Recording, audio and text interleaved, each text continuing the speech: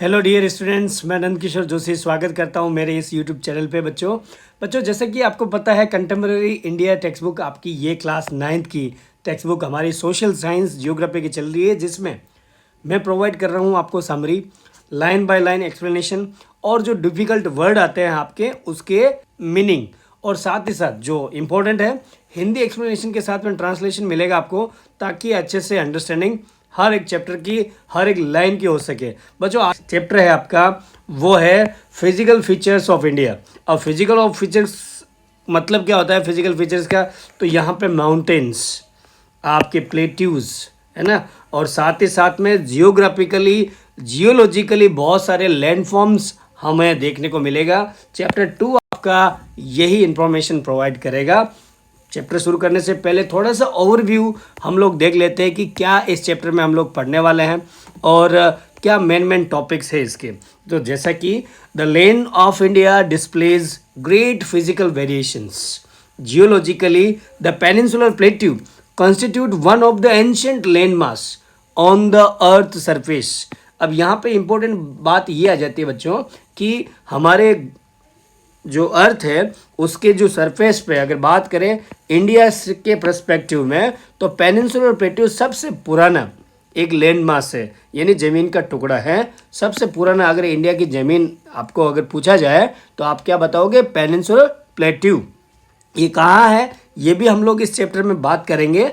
It was suppose to be one of the most stable and land blocks. ये भी कहा जाता है कि ये ना सबसे ज़्यादा स्टेबल है। स्टेबिलिटी मतलब यहाँ पे जो है ना किसी तरह का मूवमेंट अंदर अर्थ के नहीं होता है। बाकी आप कहीं आप देखोगे ना तो वहाँ पे अर्थक्वेक होगा, लैंडस्लाइड होगा, तो ये जो ना स्टेबिलिटी यहाँ पे बहुत ज़्यादा पेनिनसुलर प्लेट्यू में आपको देखने को मिलेगी, ये पता होना चाहिए। फिर और क्या, the Himalayas and northern plains are the most recent landforms. ये हमने अभी बात किया है कि भाई ये जो है ना एंशंट है हमारा पेनिनसुलर प्लेट्यू, जबकि नॉर्दर्न प्लेन्स एंड हिमालय ये हमारे रिसेंट है, मतलब कि ये नए हैं, है ना, ये यंग है।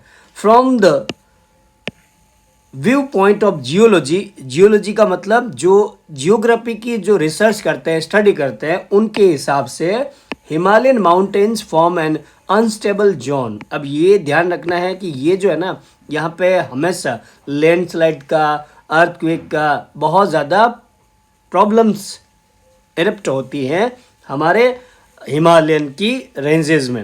एंड और क्या, the whole mountain system of Himalaya represent a very youthful topography. Topography यानी physical features with high peaks. यहाँ अगर हम लोग माउंटेन की बात करें हमारे हिमालय की, तो ये एकदम यंग है और यहाँ पे ऊंची ऊंची पीक्स यानी चोटियाँ दिखाई देगी, जैसे माउंट एवरेस्ट हो गया, है ना। और क्या दिखेगा यहाँ पे? डीप वैली यानी गहरी घाटियाँ भी दिखाई देगी। माउंटेन्स के बीच में जो स्लोप होता है ना, ये बहुत घाटी होती है, वैली होती है। फास्ट फ्लोइंग रिवर्स आपको यहाँ देखने को मिलेगी, है ना। तो और क्या है इसकी speciality? The northern plains are formed of alluvial deposits. अभी हमने देखो 3 फिजिकल फीचर्स की बात कर ही लिया। एक तो हो गया peninsular plateau, first physical feature, फिर हिमालय। अब हिमालय जो है ना नया है और ये हमारा पेनिनसुलर प्लेट्यू ओल्ड है, एंशंट है, ये आपको पता होना चाहिए। फिर और क्या पता होना चाहिए कि पेनिनसुलर प्लेट्यू जो है ना वो स्टेबल है, जबकि हिमालय जो है ना अनस्टेबल है। ये टोपोग्राफी की जो स्पेशलिटी है आपको पता होनी चाहिए।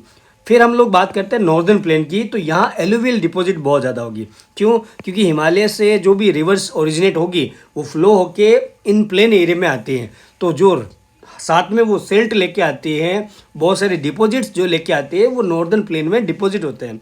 इसलिए यहाँ की जो मिट्टी है वो एलुवियल है, यानी कि एक तरह से रिवर साइड की मिट्टी है और बहुत ज़्यादा फर्टिलिटी बहुत ज़्यादा है इसमें, ये आपको पता होना चाहिए बच्चों। The peninsular plateau is composed of igneous and metamorphic rocks with gently rising hills and wide valleys। अगर हम लोग पेनिनसुलर प्लेट्यू की बात करें तो इसमें 2 रॉक्स आप बहुत ही ज़्यादा इंपॉर्टेंट मानी जाती है बनने में, इसके निर्माण में। वो है एक तो ये आग्नेय चट्टान, ये चट्टानें हैं बच्चों। अगर आपने रॉक साइकिल के बारे में जो हमारे प्रीवियस क्लासेस में अगर आपने पढ़ा ना, तो 3 तरह की रॉक्स होती है, इग्नियस रॉक्स, मेटामॉर्फिक रॉक्स और तीसरी हो गई हमारी सेडिमेंट्री रॉक्स, है ना। तो ये 3 तरह की रॉक्स होती है, ये जो है ना वोल्केनो इरप्शन से बनती है, आपको ये पता होना चाहिए। तो यहाँ पे पेनिनसुलर प्लेट्यू में आपके 2 तरह की रॉक का कंपोजिशन देखने को मिलेगा, और यहाँ पे थोड़ी सी उठी हुई हमारी पहाड़ियाँ भी दिखेगी और थोड़ी सी चौड़ी आपको घाटियाँ भी दिखाई देगी पेनिनसुलर प्लेट्यू में। तो ये इसका स्पेशलिटी है, आपको ये पता होना चाहिए कि भाई हमारे फिजिकल फीचर्स की क्या स्पेशलिटी है ना। तो ये इस चैप्टर में हम लोग डिटेल में पढ़ने वाले हैं, ये है इसका overview. Let's move and let's get started with physical features of India, कि भाई हमारे इंडिया में कौन कौन सी फिजिकल फीचर्स है और कौन कौन सी जो मेजर हमारे फिजिकल फीचर्स है इंडिया में वो कौन कौन सी है। तो इसके बारे में थोड़ा सा हम लोगों को देखना चाहिए, समझना चाहिए। तो लेट्स गेट स्टार्टेड, कि भाई डिटेल में थोड़ा सा पढ़ लेते हैं। तो सबसे पहले हमारे पास में आता है ना, तो ये बात आती है कि भाई physical features of India can be grouped under the following physiographic divisions. हमने जो है ना इस फिजिकल फीचर्स ऑफ इंडिया में कुल 6 जो है ना फिजिकल फीचर्स में डिविजन्स बनाए हैं। पहला डिवीजन हो गया आपका हिमालयन माउंटेन्स, ये ऐसा दिखता है ना। हिमालय में वर्ड को आप देखोगे ना, हिम का मतलब होता है बर्फ, हिम का मतलब बर्फ, और आले यानी इसका मतलब हिंदी में क्या होता है, घर, बर्फ का घर। ये पूरी तरह से बर्फीला होता है, बर्फीले पहाड़ आप बोल सकते हो। तो हिमालयन माउंटेन, इसको हम लोग इस चैप्टर में डिटेल में पढ़ेंगे। फिर दूसरी फिजिकल फीचर्स कौन सी हुई, नॉर्दर्न प्लेन, उत्तरी मैदान, मैदानी भाग आपको दिखाई देगा, ये देखो समतल जमीन है। फिर तीसरा कौन सा हुआ सर, तीसरा हुआ पेनिनसुलर प्लेट्यू, ये इस तरह के। अब सर माउंटेन में और प्लेट्यू में क्या फ़र्क है, ये आप देखोगे ना तो टेबल लैंड की तरह दिखाई देता है, यानी कि उसका ज़मीन के सरफेस से थोड़ा ऊपरी भाग उठा हुआ होता है और ऊपर से थोड़ा समतल यानी फ्लैट होता है, टेबल लैंड की तरह दिखता है हमारा प्लेट्यू, ये ध्यान रखना है। पेनिनसुलर प्लेट्यू हमारा डेक्कन प्लेट्यू में भी आता है, तो ये हमारी थर्ड, इसके बारे में भी हम लोग डिटेल में बात करेंगे इस चैप्टर में, डोंट वरी, है ना। फिर फोर्थ फीचर जो आती है वो इंडियन डेजर्ट की आती है, यानी भारतीय रेगिस्तान। ये जो है ना, ये आपको रेगिस्तान और सैंड ड्यून्स आपको देखने को मिलेंगे यहाँ पे, और ये इसको वेस्टर्न डेजर्ट भी हम लोग बोलते हैं। और तीसरा नाम है इसका थार डेजर्ट, ये आपको पता होना चाहिए। 5th नंबर की जो फिजिकल फीचर है वो है कोस्टल प्लेन्स, ये जो बीच होते हैं समुद्र के आसपास, ये वाला जो एरिया, इनको बोलते हैं कोस्टल एरिया या कोस्टल प्लेन। ये बहुत ही ज़्यादा फर्टाइल होता है आपके एग्रीकल्चर पर्सपेक्टिव में, और एक्वाटिक जो चीज़ें होती हैं उनके लिए भी ये बहुत ही ज़्यादा इंपॉर्टेंट माना जाता है। तो ये भी इंडिया में है। और फिर जो 6th नंबर है वो है हमारा द आइलैंड्स, यानी टापू, टप्पू नहीं बोल रहा हूँ मैं, है ना। तो ये टप्पू जो है, सॉरी टापू जो है वो इस तरह का होता है कि चारों तरफ पानी होता है इसके, है ना। इसके ऊपर की जो ज़मीन है वो थोड़ी ऊपर उठी हुई होती है, इस तरह का व्यू आपको देखने को मिलता है। तो ये है हमारा आइलैंड्स। तो अब बच्चों आपको पता होना चाहिए कि ये है टोटल 1 2 3 4 5 6 फिजिकल फीचर्स। आइए हम लोग बात करते हैं एक एक करके सभी फिजिकल फीचर्स का इन डिटेल में डिस्कशन। तो पहले जो हमारा आता है वो है कौन सी, द हिमालयन माउंटेन्स। अब देखो हिमालयन माउंटेन में आपको ये जो व्यू दिखाई दे रहा है यहाँ पे, जो मैंने डार्क किया है इस इंडिया के मैप में हाईलाइट किया है, तो ये वाला जो ये आपको पोर्शन दिखाई दे रहा है जो आपको बहुत ज़्यादा हाईलाइटेड लगता है, ये है हमारा हिमालयन माउंटेन। अब इसमें बहुत सारे रेंजेस भी है, हम उसकी भी बात करेंगे। तो हिमालयन माउंटेन के बारे में थोड़ा सा पढ़ लेते हैं कि हिमालयाज जियोलॉजिकली यंग है, अभी हमने बात किया, एंड स्ट्रक्चरली फोल्ड माउंटेन है। फोल्ड माउंटेन मतलब एक माउंटेन के बाद में दूसरा माउंटेन, फिर तीसरा माउंटेन, और फिर इस तरह से माउंटेन के फोल्डिंग लगे रहते हैं, इस तरह से ये फैला हुआ है, स्ट्रेच है ओवर द नॉर्दर्न बॉर्डर। ये हमारी नॉर्थ की बॉर्डर है, उत्तरी सीमा पर ये स्थित है, यानी लोकेटेड है from the Indus river to Brahmaputra. अब यहाँ आप देखोगे ना, ये जो मैं यहाँ पे हाईलाइट कर रहा हूँ, यहाँ पे आपको इंडस रिवर दिखाई देगी, सिंधु नदी।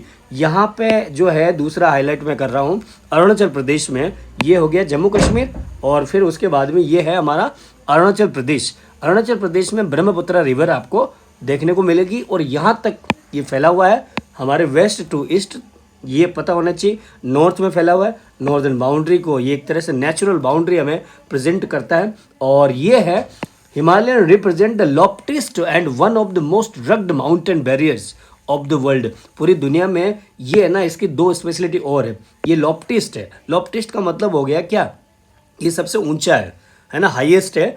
और रग्ड माउंटेन है। रग्ड माउंटेन का मतलब हुआ उबड़ खाबड़ ज़मीन, मतलब एक तरह से समतल ज़मीन नहीं होती है। ये बहुत सारे ऐसे डिस्टर्बेंस आपके आ सकते हैं लाइफ में, तो इसीलिए इन चीज़ों पे फोकस करना आपको चाहिए, ठीक है। And they form an arc. Arc का मतलब ये यू टाइप का जो वैली होता है, उसी तरह का ये आपको आर्क यहाँ देखने को मिलता है। ये आपको पता होना चाहिए, क्योंकि ये जो चीज़ें हैं ये बहुत ही इम्पोर्टेंट है। अब क्या कर सकते हैं हम लोग, they form an arc which cover a distance of about 2400 kilometre. अब यहाँ से इंडस रिवर से लगा के हम लोग अगर अरुणाचल प्रदेश तक यानी ब्रह्मपुत्र रिवर तक अगर जाते हैं तो 2400 किलोमीटर तक हमारा माउंटेन रेंज फैला हुआ है हिमालय का। ये आपको पता होना चाहिए। अब ये तो हुई इसकी लंबाई। चौड़ाई कितनी है? Their width varies from 400 kilometre in Kashmir. ये कश्मीर का एरिया है, तो यहाँ तक इसकी जो चौड़ाई है वो 400 किलोमीटर तक चौड़ी है।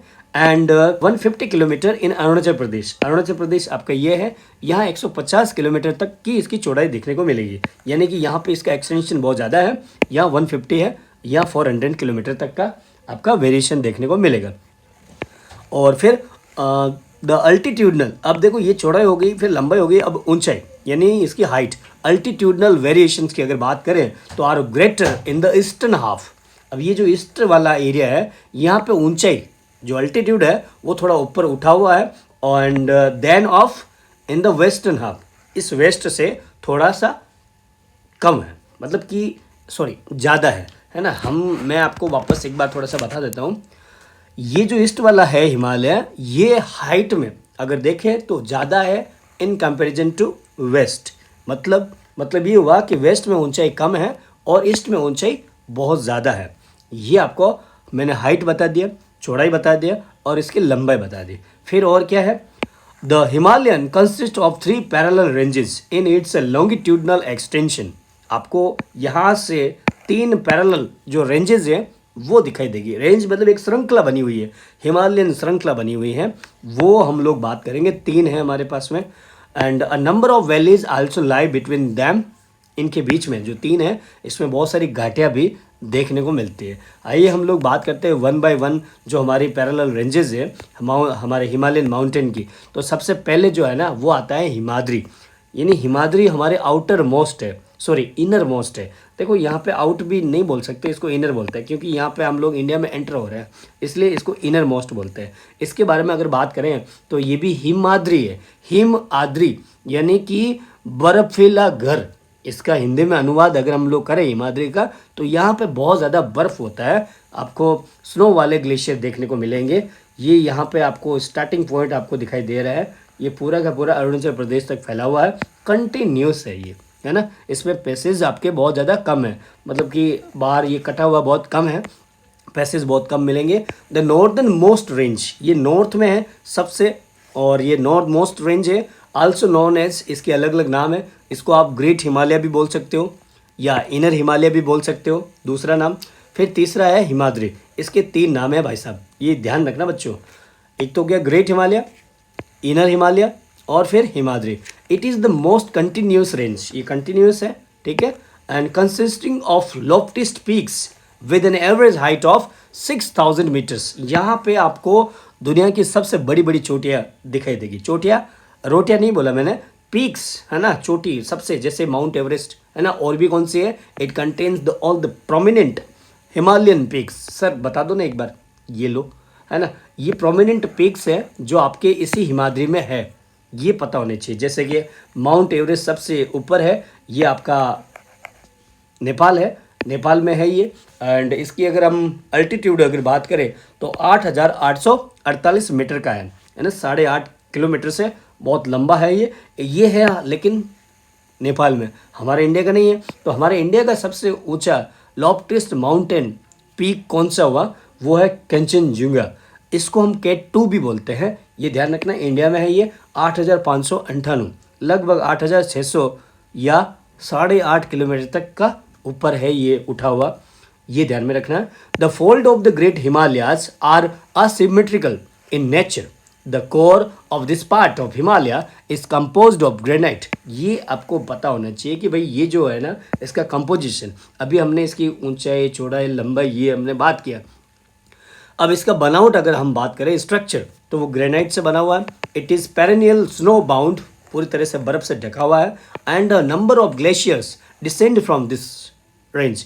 यहाँ बहुत सारे स्नो ग्लेशियर्स है जो यहाँ से रिवर्स को जन्म देते हैं। ये आपको पता होना चाहिए हिमाद्री के बारे में।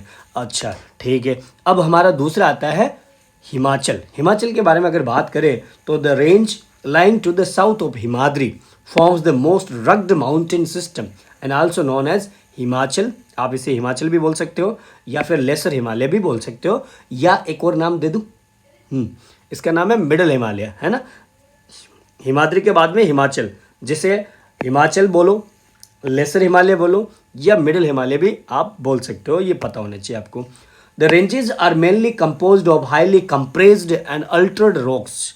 ये पता होना चाहिए कि यहाँ पे ये कंप्रेशन बहुत होता है, क्योंकि बीच में है तो कंप्रेशन बहुत ज़्यादा है इसलिए। और अल्टर्ड रॉक्स यानी कि अलग अलग रॉक्स यहाँ पे आपको देखने को मिलेगी। परिवर्तित चट्टानें, ये है सेकंड वाली, कहाँ पे, इस तरह से। अब यहाँ पे देखो कटिंग बहुत ज़्यादा दिखाई दे रहा है आपको, तो यहाँ पे पासेस बने हुए हैं, है ना, नेचुरल। तो ये भी आपको पता होना चाहिए कि भाई ये मिडल हमारा हिमालय है। अब इसकी लंबाई चौड़ाई अगर बात करें तो अल्टीट्यूड, इसका ऊंचाई अगर बात करें तो वो 3.5 किलोमीटर से लगा के 4.5 किलोमीटर तक है। देखो 1000 मीटर में 1 किलोमीटर होता है, तो ये 3500 मीटर का है, यानी कि 3 kilometre 700 metre. 3 kilometre 700 metre, 3.5 average पकड़ लो आप, और 4.5 के आसपास इसकी ऊंचाई है, ये पता होना चाहिए। द एवरेज विड्थ, और इसकी चौड़ाई क्या है, 50 किलोमीटर तक का चौड़ाई है, ये आपको पता होना चाहिए। अब यहाँ पे कुछ है ना रेंजेस भी है, यहाँ छोटी मोटी पहाड़ियाँ भी है अलग अलग, जैसे ये जो कटिंग है ना इसका नाम भी अलग अलग किया हुआ है, आपको पता होना चाहिए। While the Pir Panjal range form the longest and the most important range. अगर हिमाचल में अगर बात करें हम लोग, जो हमारे मिडल या लेसर हिमालय हैं उसमें बहुत सारे रेंजेज है, तो ये जो पीर पंजाल रेंज है वो सबसे ज़्यादा मोस्ट इम्पोर्टेंट और लॉन्गेस्ट है, सबसे लंबी है। ये आपको यहाँ दिखाई देगा कश्मीर के आसपास, इस तरह का, है ना। ये पीर पंजाल है, आपको ये पता होना चाहिए। एंड इसके अलावा और भी है धौलाधर और Mahabharat range, also prominent ones इसके हिमाचल के आसपास। ये कहाँ पे है, तो ये देखो उत्तराखंड के आसपास धौलाधर आपको देखने को मिलेगा, और वहीं उसके आसपास महाभारत रेंज भी दिखाई देगी। तो देखो पीर पांजाल रेंज, महाभारत रेंज और धौलाधर रेंज, ये हमारे लेसर हिमालय, मिडिल हिमालय या हिमाचल में आते हैं। ये रेंजेज है दूसरे पर्वत, है ना, इसके बीच में। This range consist of famous valleys of Kashmir. Kashmir की घाटी भी आपको यहाँ देखने को मिलेगी, कुल्लू की घाटी, मनाली, कांगड़ा, ये सब हिमाचल प्रदेश में देखने को मिलेगा। जैसे कि कश्मीर में कश्मीर वैली आपको दिखाई देगी, कुछ इस तरह का व्यू आपके सामने है। और फिर कुल्लू मनाली का दृश्य ये आपके सामने है, ये भी आपको शिमला के आसपास, यानी ये सब क्या है, हमारे हिमाचल के आसपास है ना। और ये फिर कांगड़ा की घाटी, ये भी आपको देखने को मिलेगी आपके हिमाचल में। This range is well known for its hill station. Hill station के लिए ये जाने जाते हैं, आपको ये पता होना चाहिए। एंड फिर हम लोग चलते हैं, हमारी जो थर्ड रेंज है वो है शिवालिक्स, है ना। ये सबसे आउटर है। देखो इनर वाली हो गई हमारी हिमाद्री, फिर बीच वाली हो गई हमारी हिमाचल, और फिर आता है थर्ड वाली, वो है शिवालिक्स। इन दोनों के बाद में एक लाइन, दो लाइन, फिर तीसरी लाइन, 3 पैरेलल रेंजेज हमने बोला था, है ना। तो ये शिवालिक के बारे में थोड़ा ध्यान लेते हैं। द आउटर मोस्ट रेंज, है ना, आउटर मोस्ट है या south of the Himachal is called the Shivalik, ये शिवालिक है। These ranges are composed of unconsolidated sediments. अब यहाँ पे जो है ना अलग अलग सेडिमेंट्स है रॉक्स के, brought down by the reverse, क्योंकि रिवर्स यहाँ पे फ्लो होती है, तो ये हमारे एकदम साउथ में है ना, ये वाला सबसे नीचे है ना, इसलिए यहाँ पे बहुत सारे सेडिमेंट्स रिवर्स की वजह से आते रहते हैं। And main Himalayan ranges located farther north, है ना, इस तरह से ये फ्लो होती है। अगर इसका एक्सटेंशन अगर हम बात करें तो extend over A width of, इसकी चौड़ाई 10 से 50 किलोमीटर तक की है, और जो ऊंचाई है वो 900 मीटर से 1100 मीटर तक है। 1 किलोमीटर तक की ऊंची ऊंची पहाड़ियाँ आपको शिवालिक में देखने को मिलेगी। These valleys are covered with thick gravel and alluvium. ये इंपॉर्टेंट चीज़ें हैं नोट करने वाली बच्चों, कि यहाँ पर ग्रेवल और एलुवियम बहुत ज़्यादा है। क्यों? क्योंकि यहाँ पे बहुत सारे रिवर्स जो नीचे फ्लो होगी तो बहुत सारे सेडिमेंट्स लेके आएगी, है ना, बहुत सारे सिल्ट लेके आएगी, तो वो डिपॉजिट आपके यहाँ से शुरू हो जाते हैं। तो इसीलिए ये एलुवियम वाली जगह है। ये वाली आपको दिखाई दे रही होगी थर्ड वाली, वो है शिवालिक रेंज, ठीक है ना। तो शिवालिक रेंज की और भी कुछ स्पेशलिटी है। यहाँ पे आपको दून्स जो है ना वो दिखाई देते हैं, है ना। दून्स क्या होते हैं ये भी हम लोग बात कर लेते हैं। ये होते हैं लॉन्गिट्यूडनल वैली, है ना। ये जो है ना दो पहाड़ के बीच में जो जगह है ना, ये घाटी होती है और इन्हीं को हम लोग लॉन्गिट्यूडनल वैलीज में दून्स बोलते हैं। दून्स जो है ना यहाँ पे आपको लेसर हिमालय में या शिवालिक में बहुत ज़्यादा कॉमन है। यहाँ पे आपको देहरादून ये इस तरह का व्यू देखने को मिलेगा, कोटली दून आपको देखने को मिलेगा, एंड पाटली दून्स, सम of the well known Duns, वो आपको शिवालिक में देखने को मिलेगा। तो अभी हिल स्टेशन हमारे कहाँ हो गए? हमारे हिमाचल में, और दून्स कहाँ हो गए? शिवालिक में, है ना। मैं वापस कंफर्म कर रहा हूँ, हमारे जो हिल स्टेशन है और वैलीज जो है वो आपके हिमाचल में सेकंड नंबर में, है ना। और जो थर्ड नंबर है शिवालिक, वहाँ आपको दून्स, क्योंकि बच्चे बहुत ज़्यादा कंफ्यूज हो जाते हैं कि दून्स आपके हिमाचल में डाल देते हैं और जो है हिल्स हमारे हिल स्टेशन आपके इस शिवालिक में डाल देते हैं। तो थोड़ा सा ध्यान में रखना है, क्योंकि यहाँ पे है ना अब जो है ना प्लेन एरिया शुरू होने वाला है, तो इसीलिए प्लेन एरिया मिल जाता है ना, तो इसीलिए दून्स बन जाते हैं। और बीच में अगर आप देखोगे ना वो हिमाचल वाला, तो उसके बाद में भी एक पहाड़ बनता है ये शिवालिक नाम का, है ना। तो इस वजह से क्या है कि बीच में उसके घाटी बन जाती है। तो वैलीज बहुत ज़्यादा है, कश्मीर वैली, कांगड़ा वैली, है ना। तो ये, और यहाँ आप देखोगे ना तो दून्स बहुत ज़्यादा है ना। अब हम लोग ये तो हमने पढ़ा भाई, चलो इसका लॉन्गिट्यूडनल डिविजन्स, ये जो हमने अभी पढ़ा ना ये लॉन्गिट्यूडनल डिवीजन था, ठीक है ना। अब हम लोग है ना रीजनल डिवीजन बात करेंगे। रीजनल मतलब एरिया वाइज, जैसे ये कश्मीर आपको दिखाई दे रहा है, यहाँ पंजाब दिखाई दे रहा है, उसके बाद में यहाँ पे उत्तराखंड, फिर यहाँ पे नेपाल, फिर ये भूटान, फिर ये अरुणाचल प्रदेश, फिर ये हमारा ईस्टर्न वाला इस जो पूर्वांचल हम बोलते हैं, इस तरह के नाम भी यहाँ इस हिमालय को मिलते हैं। बिसाइड द लॉन्गिट्यूडनल डिविजन्स जो अब तक हमने किए ना 3 डिवीजन पैरेलल, वो सब लॉन्गिट्यूडनल डिवीजन थे। The Himalayan have been divided on the basis of regions from west to east. यहाँ पे हमने इसके नाम भी अलग किए, वेस्ट से लगा के ईस्ट तक। क्या नाम किए?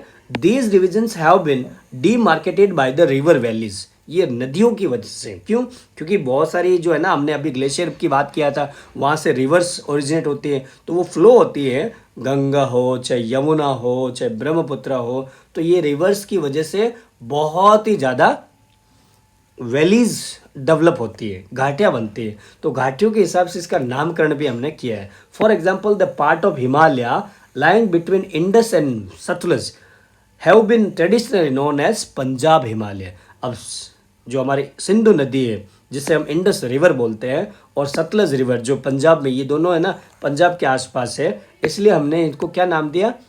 पंजाब हिमालय। सर दिखा दो ना, यहाँ पे ये देख लो, ये है इंडस रिवर, यहाँ से शुरू हुआ हमारा हिमालय, ये इंडस रिवर है, ठीक है ना। ये मानसरोवर लेक है, यहाँ से ये रिवर वाला चैप्टर, ड्रेनेज वाला चैप्टर आपको वहाँ पे रिवर्स का ही बात हम लोग करेंगे। यहाँ हम लोग फिजिकल फीचर्स की बात कर रहे हैं ना। तो ये जो थर्ड चैप्टर है आपका ड्रेनेज, उसमें रिवर्स का कौन सी रिवर कहाँ ओरिजिनेट होती है ये पता चल जाएगा। तो ये हमारी क्या हो गई? Indus river. और दूसरी इसी के पास में ये है सतलज रिवर। इसके जो बीच वाला जो एरिया है रीजनल, ये हमने नाम दे दिया पंजाब हिमालय। फिर आप बोलोगे सर ये तो जम्मू कश्मीर भी है, बिल्कुल, but it's also known as regionally Kashmir Himalaya, Himachal Himalaya, from west to east, है ना, अलग अलग, वेस्ट यहाँ ईस्ट, है ना, इस तरह का। यहाँ आपको देखोगे तो वेस्ट में क्या? कश्मीर हिमालय, फिर यहाँ पे ईस्ट में हिमाचल हिमालय। इसके नेम्स इस तरह से किए हुए हैं, कश्मीर हिमालय, हिमाचल। फिर हम लोग और भी बात करते हैं रिवर के वैलीज की थ्रू इसके नेम्स हुए हैं। और सतलज रिवर से काली रिवर के बीच का जो हिमालय है उसको हमने नाम दिया है कुमाऊं हिमालय। कौन सा है? तो यहाँ देखोगे तो ये हो गया हमारा सतलज रिवर, और ये काली रिवर, ये जो एरिया है वो है कुमाऊं हिमालय, ये पता होना चाहिए। फिर काली रिवर से लगा के तिस्ता रिवर, तिस्ता रिवर यहाँ पे है, इसके बीच वाला जो है ना वो नेपाल हिमालय है, ये आपको ध्यान में रखना चाहिए। फिर ये जो तीस्ता रिवर है यहाँ से लगा के ये हमारी दिहांग रिवर है ना। ब्रह्मपुत्र रिवर जैसे एंटर होते हैं ना उसका नाम दिहांग होता है उस समय। तो दिहांग रिवर के आसपास वाला एरिया ये आसाम का है, इसलिए इसका नाम आसाम हिमालय हो गया। ये आपको रीजनल नेम्स भी पता होने चाहिए। तो जम्मू कश्मीर में यहाँ पे हमने बात किया था कश्मीर हिमालय, फिर पंजाब हिमालय, फिर हमारा हिमाचल हिमालय, फिर कुमाऊं हिमालय, है ना, ये हमारा हुआ। उसके बाद में हम लोग और आगे गए, बढ़ते गए, ये हमारा आसाम वाला एरिया आ गया, आसाम हिमालय। तो ये नेम्स हमने रिवर वैलीज के थ्रू दिया। Brahmaputra marks the eastern most boundary of the Himalaya. अब ये देखो इंडस रिवर जो है ना, ये अगर मैं बोलूँ ना बच्चों, ये यहाँ पे हमने अभी पढ़ा था, तो Indus river marks the western most boundary, वो वेस्ट में सबसे ऊपर हमारा आता है, जबकि Brahmaputra marks the eastern most boundary. यहाँ पे लास्ट में जो है ना ब्रह्मपुत्र रिवर हमारी ईस्ट वाली बाउंड्री को डिनोट करती है। ये आपको ब्रह्मपुत्र रिवर आपको दिखाई दे रही है यहाँ पे। बियॉन्ड द दिहांग, ये जो दिहांग रिवर है यहाँ पे आपको एक दिहांग जॉर्ज भी दिखाई देगा। अब जॉर्ज के बारे में भी हम लोग बात करेंगे। The Himalayas bend sharply to the south and spread along the eastern boundary of India. ये देखो इंडिया की ईस्टर्न बाउंड्री है, ये जो मैं यहाँ पे चलो मैं दिखा देता हूँ। यहाँ पे ये जो लाइन है ये हमारा ईस्टर्न बाउंड्री है, ठीक है ना। अब ये ईस्टर्न बाउंड्री यहाँ से चली जाती है यहाँ तक, ठीक है। अब ये जो वाइट वाला पोर्शन है तो यहाँ पे भी आपके ये हिमालय क्या हो जाता है, बैंड हो जाता है, मुड़ जाता है, और इसके हिसाब से बनता है। तो ये वाला जो है ना पूर्वांचल होता है। अब इसके भी अलग अलग नेम है रीजनल, ये भी आपको पता होना चाहिए कि कौन कौन से नाम है। उससे पहले हम लोग ये जान लेते हैं कि भाई जॉर्ज क्या होता है ना। बच्चों में ये सवाल रहता है कि जॉर्ज क्या होता है। तो देखो बच्चों, ये पहाड़ दिखाई दे रहा है और ये दूसरा पहाड़ है और ये आपको रिवर दिखाई दे रही है। तो ऐसा जो सीन होता है ना उसी को जॉर्ज बोलते हैं आमतौर पर, जनरली इसी को हम बोलते हैं। ये आपको समझना चाहिए कि दो माउंटेन के बीच में जो रिवर चलती है, बिटवीन दैट एज, उस पोर्शन को हम लोग जॉर्ज बोलते हैं। ये वी शेप और यू शेप में हो सकते हैं, ये यू शेप में है, ठीक है ना। And they're are known as Purvanchal. अब जो ईस्ट वाली जो है ना, ये हमने अभी जो बात किया यहाँ पे बाउंड्री बना है ना, ये जो रेड वाला पोर्शन आपको दिखाई दे रहा है, ये इसको हमने क्या नाम दिया, पूर्वांचल और ईस्टर्न हिल्स एंड माउंटेन्स। अब इसके भी नेम्स हो गए, ये वाला पूरा पूर्वांचल हो गया। These hills run through the north eastern states of, कौन कौन से स्टेट में ये फ्लो होती है, चलो रेंज जो है ना रन होते हैं। अरुणाचल प्रदेश ये सबसे टॉप में, नॉर्थ में है ना, ईस्ट की बात कर रहे हैं हम लोग, ईस्टर्न स्टेट्स की। तो नॉर्थ में सबसे ऊपर अरुणाचल प्रदेश में, फिर नागालैंड में, इसके पास ही नागालैंड, एंड फिर हमारा मणिपुर, ठीक है, और उसके बाद में मिज़ोरम। ये चार आपके स्टेट ईस्ट में आते हैं, ऊपर से लगाकर नीचे आपको याद होने चाहिए। तो ये है हमारा इसका पूर्वांचल का। अब इसमें नेम भी इसके कुछ किए हुए हैं। ये देखो यहाँ पे सेडिमेंट्री रॉक्स दिखाई दे रहा है। तो ये जो माउंटेन बना हुआ ना उसका कंपोजिशन है ना वो सेडिमेंट्री रॉक से है, ये आपको पता होना चाहिए, ठीक है ना। These regions are covered with dense forest, और यहाँ पे बहुत ही घने जंगल देखने को मिलेंगे। They mostly run as parallel ranges and valleys, एकदम पैरेलल ये चलते हैं, ठीक है, ये पता होने चाहिए। पूर्वांचल कंप्राइजेज ऑफ, अब ये जो पूर्वांचल अभी हमने बात किया इसमें बहुत सारे हिल्स भी है, जैसे कि पटकाई हिल्स आपके अरुणाचल प्रदेश में, फिर नागालैंड में नागा हिल्स, और मणिपुर में मणिपुर हिल्स, और मिजोरम में मिजो हिल्स। ये इसका कंपोजिशन है, ये आपको पता होने चाहिए। अगर पूछा जाए कि एक्सप्लेन द पूर्वांचल तो आप बताओगे डेंस फॉरेस्ट है, बिल्कुल, ये चार स्टेट के नाम दोगे, और ये जो है ना हिल्स भी, उनके नेम्स भी आप बताओगे तो बहुत अच्छा लगेगा आपके टीचर को। अब दूसरा आता है हमारा सेकंड फीचर, वो है नॉर्दर्न प्लेन। अब नॉर्दर्न प्लेन में हम लोग एकदम प्लेन एरिया की बात करेंगे, एक मैदानी भाग की बात करेंगे। उत्तरी मैदान, एक उत्तरी मैदान इसलिए भी फेमस है, देखो रिवर की वजह से, यहाँ बहुत सारे रिवर्स जो है ना वो फ्लो होती है, उस रिवर की वजह से ये एरिया बहुत ही ज़्यादा फेमस हो चुका है। यहाँ पे ये सारी रिवर ड्रेन होती है। This plain is formed of alluvial soil, ये बहुत ही ज़्यादा एकदम जलीय मिट्टी से बना हुआ है। ये एलुवियल सॉइल का मतलब होता है जलीय मिट्टी, है ना।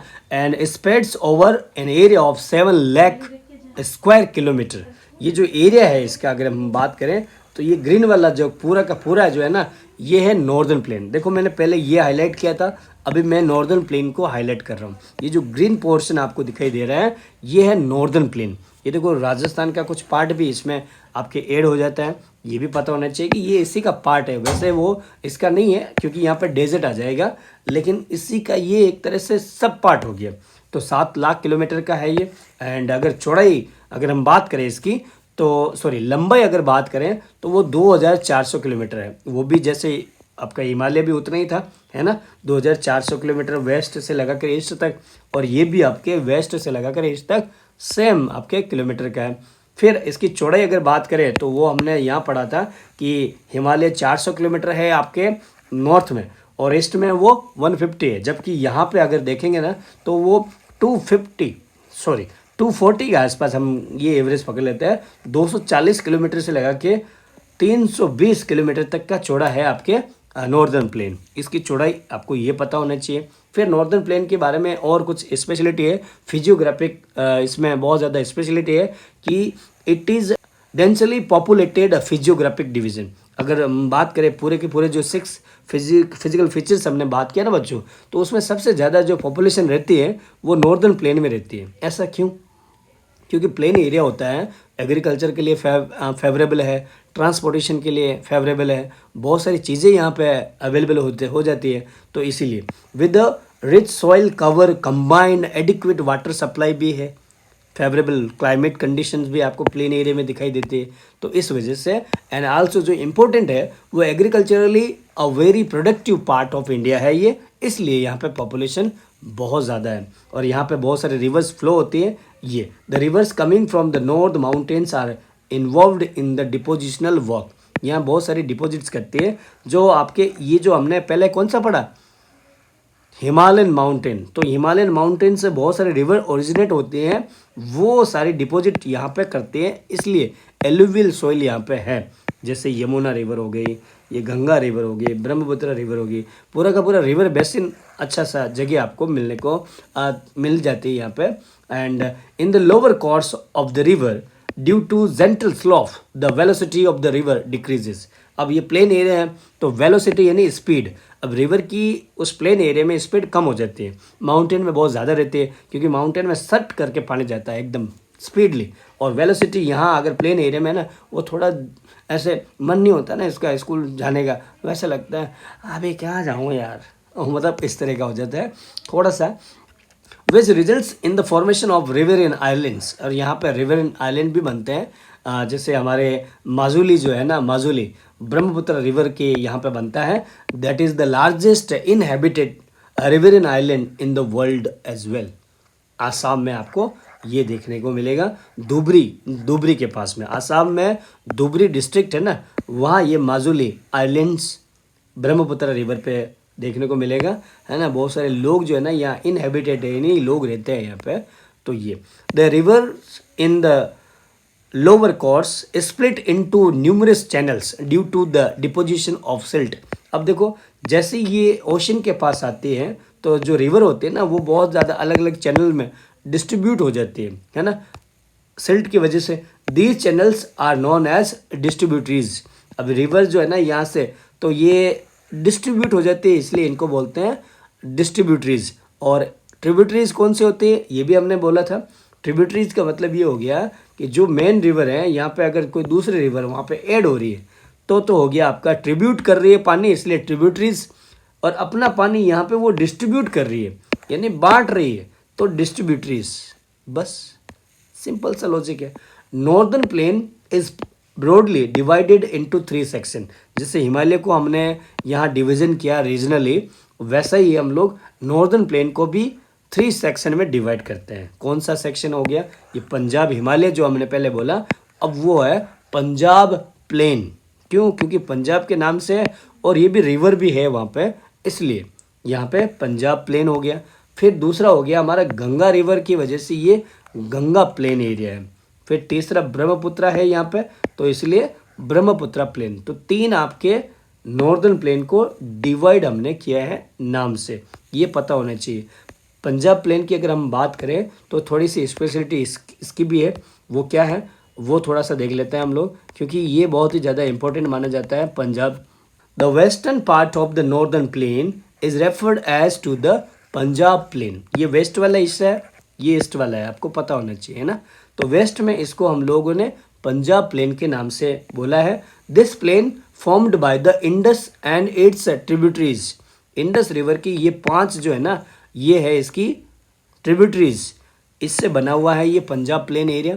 ये आपको पता होना चाहिए।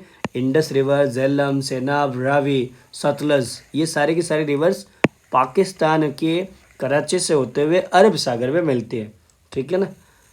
Punjab plain, this section of the plain is dominated by the doab. Doab का मतलब देखो, दो यानी दो, है ना, और आब यानी पानी, 2 रिवर। अब कौन सी 2 रिवर है?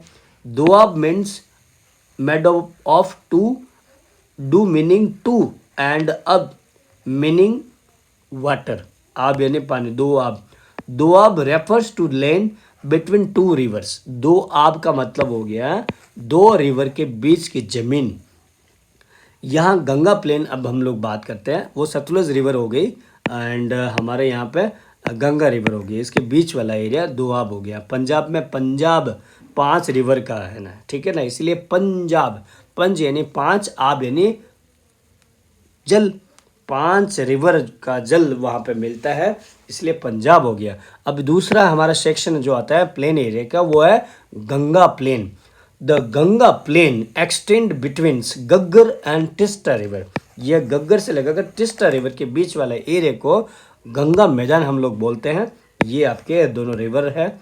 It is spread over the states of, अब कौन कौन से स्टेट्स में ये है? तो आपके हरियाणा, उत्तर प्रदेश, बिहार, ये आपको पता होना चाहिए। और थोड़ा सा पार्ट आता है हमारा वेस्टर्न बंगाल यानी पश्चिम बंगाल का। ये 4 स्टेट ही होते हैं हमारे इसमें। फिर आता है ब्रह्मपुत्रा प्लेन एरिया। अब ब्रह्मपुत्रा तीसरा सेक्शन है। To the east of Ganga plain, Ganga जो प्लेन हमने अभी बात किया था, उसके ईस्ट में specially in Assam lies the Brahmaputra plain region. यहाँ जो है ना, ये ग्रीन वाला, ये आसाम है। आसाम हमारा स्टेट है, नॉर्दर्न स्टेट्स में ये आता है, आपको पता होना चाहिए। यहाँ ब्रह्मपुत्रा का मैदान आपको देखने को मिलेगा। ये यहाँ से रिवर ओरिजिनेट होती है आपके, और इस समय ये सांगपो रिवर के नाम से जानी जाती है। और यहाँ नामचा बरवा से ये हमारे इधर आसाम में एंटर होके हमारे जाती है, कहाँ पे? बांग्लादेश में, है ना। तो ये जो प्लेन एरिया आपको दिखाई दे रहा है, ये है हमारा ब्रह्मपुत्रा प्लेन एरिया, आपको पता होना चाहिए, ठीक है बच्चों। फिर आगे है, northern plains are generally described as flat land with no variations in its relief. अब हम लोग अगर इस नॉर्दर्न प्लेन की बात करें, इसकी स्पेशलिटी की बात करें, तो यहाँ पे ये है कि भाई ये एकदम फ्लैट है, मतलब कि यहाँ पे वेरिएशंस नहीं है, एकदम समतल प्लेन मैदान है आपका, समतल ज़मीन, समतल मैदान, मैदान की तरह ये फैला हुआ है। इट इज़ नॉट ट्रू, लेकिन ये ऐसा सही नहीं है, मतलब सत्य नहीं है। क्यों? क्योंकि these vast plains also have diverse relief features. ज़्यादातर हम लोग प्लेन एरिया में हम लोग क्या बात करते हैं कि भाई एकदम समतल होगा, लेकिन ये देखो थोड़ा सा आपको ये जो नज़ारा दिख रहा है, तो थोड़ा सा इसमें वेरिएशंस है इसकी रिलीफ फीचर में। रिलीफ फीचर यानी ये फिजियोग्राफिक डिविजन्स जो आपके आ रहे हैं, टोपोग्राफी आपको दिखाई दे रहा है, इसी को हम रिलीफ फीचर्स बोलते हैं। यानी कि जियोलॉजिकली उसमें कुछ फिजिकल फीचर्स होते हैं, तो वो रिलीफ फीचर्स, जैसे कि प्लेन एरिया नहीं है, वहाँ पे प्लेट्यूज होगा, आपके माउंटेन होगा, इस तरह की जो रिलीफ फीचर है वो आपके मैदान में भी देखने को मिलेगी। According to the variations in the relief features, the northern plains can be divided into 4 areas और रीजन्स। इस नॉर्दर्न प्लेन को भी हम लोग क्या करते हैं, 4 कुछ ऐसे डिविजन्स में हमने रीजनल डिवीजन किए। एक तो हो गया हमारा भाबर का एरिया। भाबर, ये बाबर नहीं है, ठीक है ना, अकबर का बाबर वो नहीं, ये भाबर है, तो भाबर वाला एरिया आ गया। फिर आता है तराई वाला एरिया। अब ये भाबर तराई क्या है ये हम लोग भी बात करेंगे, पहले हम लोग ये देख लेते हैं कि भाई नॉर्दर्न प्लेन को हमने 4 डिविजन्स किए हैं। भाबर हो गया, तराई हो गया, फिर आपका खादर है ना, ये भाबर के नीचे, और फिर आपके तराई के नीचे बांगर है, ये बांगर, खादर, बांगर, भाबर, तराई, ये कुछ ऐसे एरियाज़ हैं जिसमें हम लोगों ने नॉर्दर्न प्लेन को डिवाइड किया है। अब इसको थोड़ा डिटेल में देख लेते हैं। When the river flow down from the Himalayas, अब मान लो ये हिमालय से एक रिवर नीचे आ रही है तो क्या होता है, they bring down stones and pebbles along with them. जब भी रिवर का पानी नीचे आता है तो छोटे छोटे जो कंकर होते हैं उनको पेबल्स बोलते हैं ना, तो कंकर भी साथ साथ में आते हैं। And the region where these stones and pebbles accumulate, यानी कि ये रिवर के साथ साथ में जब आते हैं तो एक्यूमुलेट यानी जमा हो जाते हैं, डिपॉजिट। अब कहाँ होंगे, अगर पानी यहाँ से आ रहा है जो माउंटेन है तो नीचे जो गिर रहा है तो यहाँ प्लेन एरिया में यहाँ पे आ जाएगा। ये आप देख सकते हो ये एरिया, तो इस एरिया को हम लोग बोलते हैं Bhabar, that is known as Bhabar. तो ये हमने अभी जो बात किया वो हो गया, यानी कि यहाँ रिवर फ्लो हो रही है तो छोटे छोटे जो पेबल्स आ रहे हैं, स्टोन्स आ रहे हैं ना, वो साथ साथ में जा रहे हैं। अब वो कहीं ना कहीं तो एक्यूमुलेट होंगे, यहाँ पे एक्यूमुलेशन हो गया, उसका डिपोजिशन हो गया। तो ये जो डिपोजिशन हुआ उन फ्रेश हुआ हमारे पेबल्स का, वो हो गया भाबर वाला एरिया, ये आपको पता होना चाहिए। It is narrow belt of 8 to 16 kilometre in width lying parallel to the slope of Shivalik. ये शिवालिक के पास में होता है, ये आपको पता होना चाहिए, है ना। भाबर आपको कहाँ दिखाई देगा, सीधा से सीधा शिवालिक के पास। Many streams flow up to this region and disappear. आपको ये भी थोड़ा सरप्राइज लगेगा कि यहाँ पे बहुत सारे रिवर्स की जो स्ट्रीम्स है, धाराएं हैं, वो चलती है लेकिन गायब हो जाती है। भाबर ऐसा एरिया है जहाँ पे नदी की धाराएं एकदम डिसअपियर हो जाती है, गायब हो जाती है। एक रिवर चल रही है वहाँ पे वो ऑटोमेटिकली गायब हो जाएगी, लेकिन वो कहीं तो कहीं निकलेगी। And it reemerge in this region in the form of springs. जैसे ही वो जो अब अभी हमने देखा कि भाई डिसअपियर हो गई तो वो वापस यहाँ पे ओरिजिनेट होती है। फिर इस जगह को जहाँ पे रिवर वापस रीएमर्ज हुई है, this region is wet swampy marshy land known as Terai. दूसरा जो है ना भाबर के बाद में तराई, तो तराई वाला एरिया में क्या होता है बच्चों, आपको ये पता चल गया कि भाई यहाँ से जो हिमालय से रिवर निकलती है, साथ साथ में जो कंकर है, पत्थर है, टुकड़े हैं उनके, वो लेके आती है और प्लेन एरिया में कहीं ना कहीं वो डिपॉजिट होते हैं और यहाँ पे रिवर जो है ना गायब हो जाती है। अब रिवर गायब हुई तो भाबर वाला एरिया हो गया। अब रिवर वापस कहीं ना कहीं वो रीएमर्ज हो जाती है, क्योंकि पानी है, आप रिवर को कैसे रोक पाओगे, वो यहाँ पे डिसअपियर जरूर हुई है। लोगों को मतलब इस तरह से एग्जॉस्ट नहीं हुई है ना, लोगों को वो दिखाई नहीं दे रही है, लेकिन एग्जॉस्ट तो नहीं हुई है, तो वापस कहीं ना कहीं वो वापस उस अगले वाले एरिया में निकलती है। जो अगला एरिया है वो तराई में निकलती है, ये आपको पता होना चाहिए अब तक, है ना। फिर बियॉन्ड दिस एरिया, यानी ये जो हमारा तराई वाला एरिया है, लाइज द एलुवियल प्लेन। इसी हमारे तराई के आगे जो जगह वाली है हमारी जो ज़मीन है, इन प्लेन एरिया में आपको एलुवियल सॉइल दिखाई देगी, यानी जलोढ़ या मृदा, ऐसा प्योर हिंदी में अगर बोले ना तो जलोढ़ मृदा आपको दिखाई देगी, एलुवियल सॉइल, है ना। एलुवियल वो हमारा प्लेन एरिया हो गया।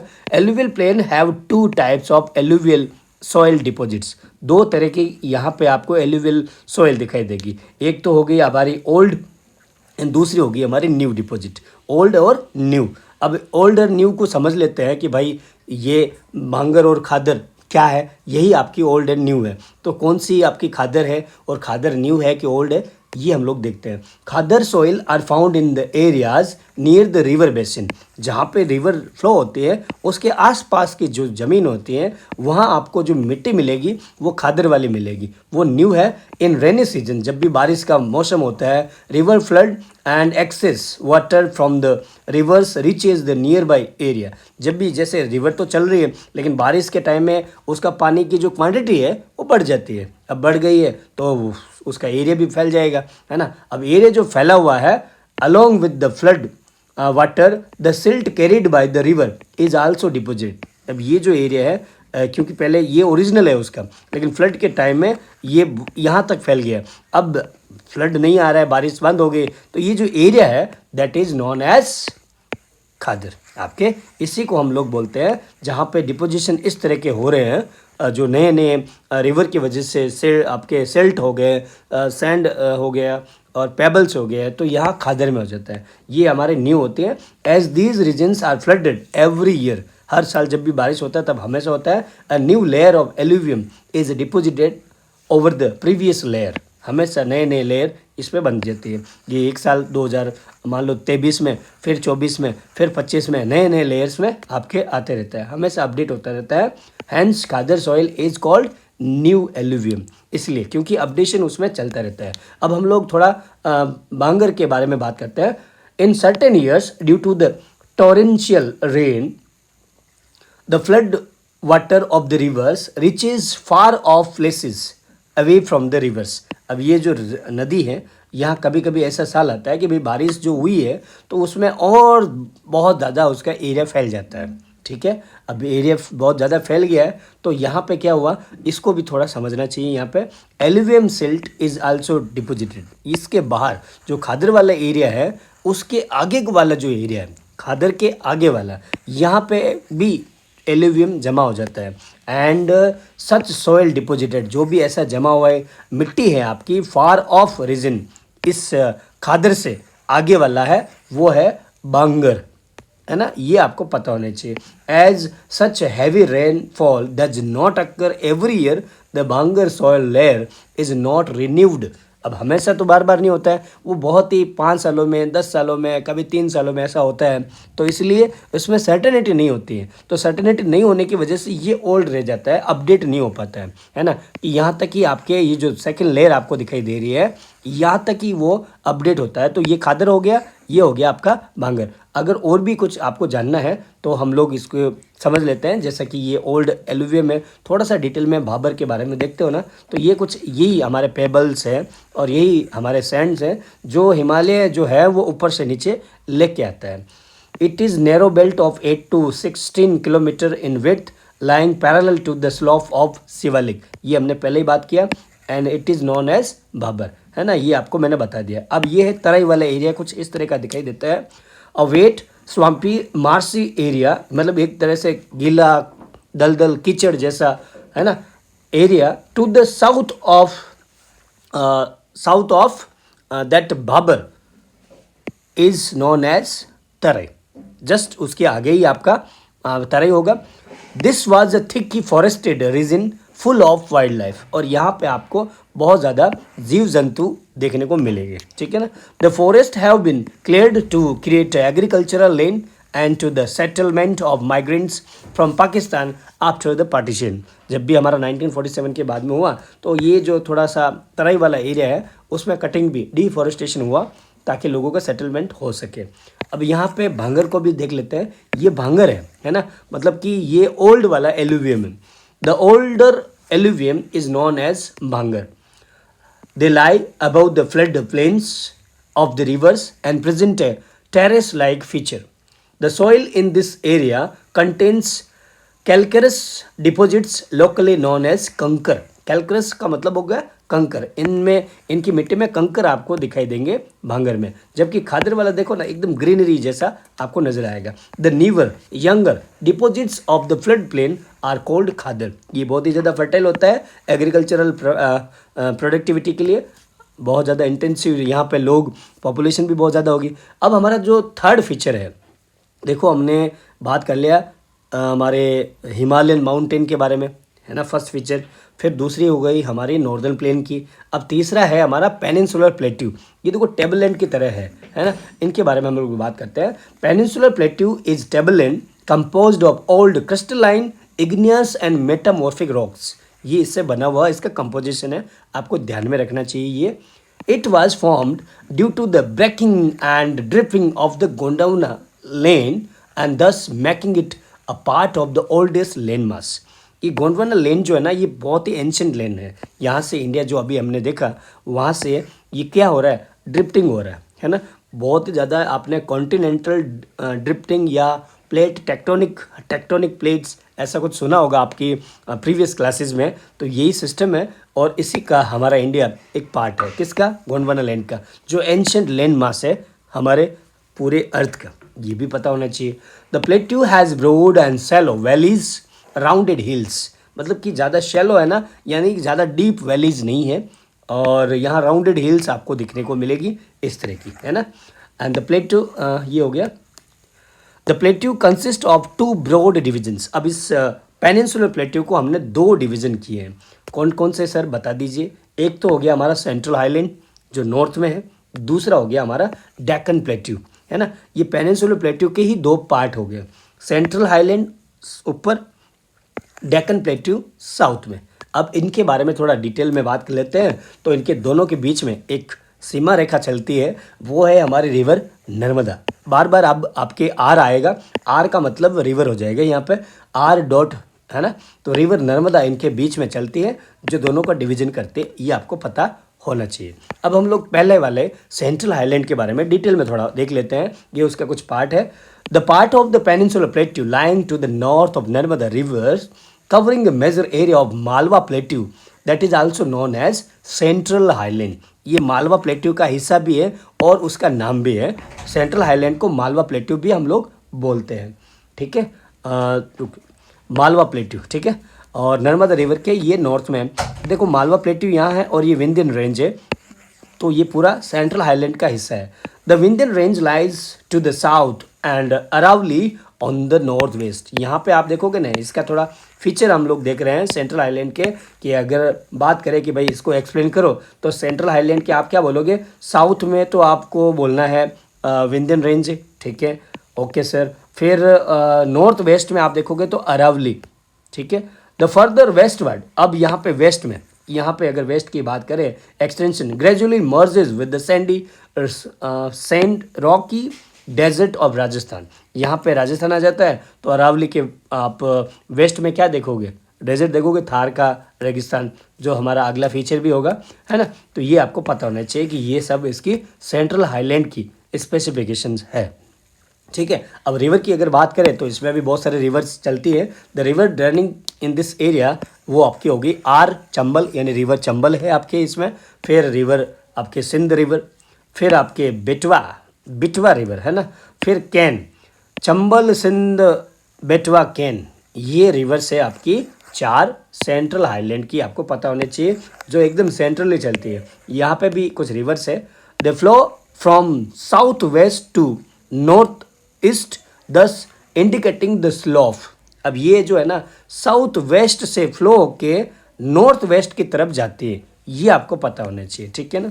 Okay sir. The central highlands are wider in the west, ये वाला वेस्ट वाला एरिया है, ये हमारा ईस्ट वाला एरिया है।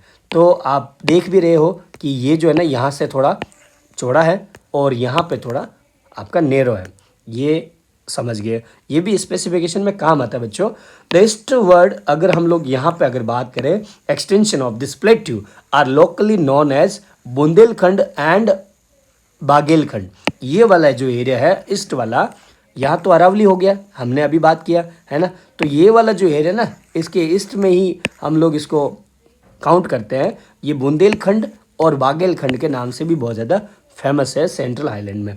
और पूरा फर्दर हमारा, और अगर हम इसको ईस्ट वर्ड एक्सटेंशन में बात करें तो आपको दिखेगा यहाँ पे छोटा नागपुर प्लेट्यू, ये बहुत ही ज़्यादा हमारे फेमस है। And it is drained by Damodar river. ये जो हमने अभी बात किया है कि ईस्ट में भी रिवर है, तो दामोदर रिवर यहाँ की पावरफुल रिवर है बच्चों, ये पता होना चाहिए, ठीक है। ओके, तो ये तो हुआ सेंट्रल हाईलैंड, हमारा first part of peninsular plateau का। फिर आता है Deccan plateau. The Deccan plateau is triangular landmass that lies to the south of river Narmada, अभी हमने बात किया है ना। तो ये जो ट्रायंगुलर शेप में है वो आपको अभी मैं दिखा देता हूँ। The Satpura range flanks its a broad base in the north, while Mahadev, the Kaimur hills and the Maikal range from its eastern extension. ये सारे के सारे हिल्स है ना, ये यहाँ पे बहुत ज़्यादा फेमस है। ट्रायंगुलर शेप में आपको नज़र आ रहा है डेक्कन प्लेट्यू। यहाँ सतपुड़ा, महादेव, मैकाल, कैमूर हिल्स बहुत ज़्यादा फेमस है, ये आपको पता होना चाहिए। The Deccan plateau is higher in the west. West में अगर हम बात करें, इधर ये वाला वेस्ट है, ये हमारा ईस्ट है, तो यहाँ पे थोड़ा ऊपर है, ये हायर है नहीं, अल्टीट्यूड थोड़ा ऊपर है। स्लोप जेंटली ईस्टवर्ड, और इसका जो स्लोप है ना इधर ईस्ट में, तो थोड़ा सा ये कम ढलान वाला है, मतलब सॉरी, यहाँ पे बहुत ज़्यादा ऊंचाई है तो ढलान यहाँ बहुत ज़्यादा है, ये आपको पता होना चाहिए। यहाँ पे बहुत सारे रिवर्स है, जैसे रिवर महानदी है, फिर गोदावरी जो यहाँ की सबसे बड़ी रिवर है, रिवर गोदावरी, है ना। दक्षिण गंगा भी गोदावरी को हम लोग बोलते हैं। फिर कृष्णा और कावेरी, ये रिवर है आपकी इसमें, ये पता होना चाहिए। अब हम लोग इसका एक्सटेंशन और कर रहे हैं डेक्कन प्लेट्यू का इस ईस्ट साइड में। An extension of the plateau is also visible in the north east, आपके 7 सिस्टर स्टेट्स में। They are locally known as Meghalaya, Karbi Anglong, ये है हमारे नॉर्दर्न ईस्टर्न स्टेट्स में, है ना, मेघालय, एंगलोंग, कार्बी। और it is separated by A fault from the छोटा नागपुर प्लेट्यू, जो हमने यहाँ देखा था, अभी बात किया था, है ना। फिर इसमें और भी कुछ है कि there are some prominent important आपके हिल्स भी है जो वेस्ट से ईस्ट तक है। यहाँ पे कौन कौन सी, तो ये होगी गारो, खासी, जयंतिया, ठीक है ना। चलो स्लाइड चलेगी आगे। फिर अब प्लेट्यू के बारे में और भी अगर हम लोग थोड़ा डिटेल में बात करें तो हमें दो घाट दिखाई देंगे। वेस्टर्न में आपके वेस्ट साइड में वेस्टर्न घाट और ईस्ट साइड में ईस्टर्न घाट, ये आपको पता होना चाहिए। ये उसके मार्क है हमारे डेक्कन प्लेट्यू के, ये पता होना चाहिए आपको। थोड़ा सा डिटेल में बात करें तो western Ghat lies parallel to the western coast, ये वेस्टर्न कोस्ट है जो ग्रीन वाला दिख रहा है ना। इसके साथ ही ये जो आपको ब्राउन दिख रहा है ना यहाँ पे, ये वेस्टर्न घाट है। The western Ghats are continuous and can be crossed through passes only, ये कंटिन्यूस है, मतलब कि यहाँ पे कोई रिवर जो है ना इस तरफ हमारे वेस्ट वर्ड जो है ना, मतलब ड्रेन नहीं हो पाती है, उस वजह से एक दो अगर है भी तो भी इतने यहाँ पे पैसेज नहीं बने हुए हैं, जबकि ईस्ट में बहुत ज़्यादा पैसेज बने हुए हैं, आपको ये समझना है। यहाँ पे और भी कुछ घाट जो है ना, ये सब पॉइंट्स भी है उसके, जैसे कि हम लोग यहाँ पे थाल घाट भी देखेंगे, फिर हमारा पाल घाट भी है, यहाँ पे है पाल घाट, और भौर घाट भी है, ठीक है। तो ये थोड़ा सा ऊपर नीचे हो गया, थाल, भौर और पाल, ये आपके इसमें घाट भी है। दैट आर द पासेज, ये पासेज है कि इस तरह से लोग जा सकते हैं। थाल में आप देखोगे तो महाराष्ट्र गोवा के लिए है, फिर कर्नाटका में भौर, और केरला में आप देखोगे तो पाल, ये हमारे घाट है जो पैसेज है। अब हम लोग वेस्टर्न घाट को थोड़ा सा और डिफाइन कर लेते हैं कि ये जो है ना वो हायर है देन ईस्टर्न से। ये डिफ्रेंशिएशन भी आपके काम आएगा बच्चों, कि ये जो है ना हमारे, ये पैरेलल और कंटिन्यूस नहीं है, और ये थोड़ा हायर है, हाइट में थोड़ा ऊपर है, ये हाइट में थोड़ा कम है, ये भी आपको पता होना चाहिए, ठीक है। फिर और क्या है सर, और स्पेशल बातें, द एवरेज एलिवेशन जो हाइट है इस वेस्टर्न घाट की, वो 900 मीटर से 1600 मीटर तक की रहेगी, है ना। हाइट इसकी 900 मीटर से लगा के 1600 मीटर तक है। The average elevation of eastern Ghat, जबकि हम लोग ईस्ट वाले घाट की अगर बात करें तो वो लगभग आधे किलोमीटर यानी कि 600 मीटर तक का है, ये ऊंचा आपको पता होना चाहिए। The eastern Ghats stretch from Mahanadi valley, ये महानदी है यहाँ से लगा के नीलगिरी साउथ तक, ये नीलगिरी है यहाँ तक ये फैला हुआ है। अब यहाँ पे आपको देख रहे हो ना, तो थोड़ा सा बीच में बहुत ज़्यादा पासेस बने हैं, है ना, तो ये कंटिन्यूस नहीं है, डिफ्रेंशिएशन में आपके काम आएगा। Eastern Ghats are discontinuous, irregular, dissected by rivers draining into the bay of Bengal, ये बे ऑफ बंगाल है तो बहुत सारी रिवर्स यहाँ पे फ्लो होती है, दैट्स वाई ये जो है ना डिसेक्टेड है ना, यहाँ पे ड्रेन हो चुकी है। ये भी आपको पता होना चाहिए कि गोदावरी है, कृष्णा, कावेरी, बे ऑफ बंगाल में आपके फ्लो होती है, ये आपने समझ लिया। The western Ghats cause orographic rain by facing the rain bearing moist wind to rise along the western slope of the Ghat. अब यहाँ पे बहुत सारी हवाएं जो चलती है ना, तो ये इसलिए कंटिन्यूस है तो रोक देता है ये भी हमारे क्लाइमेट वाले चैप्टर में हम बहुत ज़्यादा डिटेल में समझेंगे। थोड़ा सा समझ लेते हैं कि as these winds go up, जैसे कि यहाँ पे ये वेस्टर्न घाट है, जैसे हवाएं जो है ना हमारे धरातल से ऊपर की तरफ बढ़ती है, slope of the western Ghat के ऊपर तरफ जाती है, temperature decreases as and they are subjected to condensation. अब यहाँ पे टेम्परेचर जो है ना कम होता है और वहाँ पे कंडेंसेशन हो जाता है। अब कंडेंसेशन होने की वजह से ये जो हमारा विंडवर्ड साइड है, ये विंडवर्ड है और ये लीवर्ड है, आपको पता होना चाहिए, दो साइड होती है हमारे माउंटेन की, ये विंडवर्ड साइड और ये levered side. The amount of rainfall increases with increasing height of the windward side, यहीं पे बारिश हो जाती है, आगे वो बारिश नहीं हो पाती है, ये खत्म हो जाता है problem. When the clouds cross the guards, they descend and their ability to absorb moisture increases. ये यहाँ पे प्रॉब्लम हो जाता है आपके लिवर्ड साइड में, आपको ये पता होना चाहिए। So the entire coast on the western slopes of the Ghats receive heavy rain, ये आपको पता होना चाहिए। ओके, तो ये जो है ना बहुत ज़्यादा हैवी रेनफॉल हो जाता है और यहाँ पे बहुत ज़्यादा कम होता है। Where is the peninsular plateau receive very low, इस वजह से कम हो जाता है। ये देखो यहाँ पे वही जो हम लोग बात कर रहे थे कि भाई यहाँ पे घाट के आसपास प्लेन वाले एरिया में बहुत ज़्यादा हो जाती है बारिश, और ये जो है अंदर का पार्ट वो थोड़ा लीवर्ड साइड में आ जाता है, तो बारिश कम रहती है। The height of western Ghats progressively increases from north to south.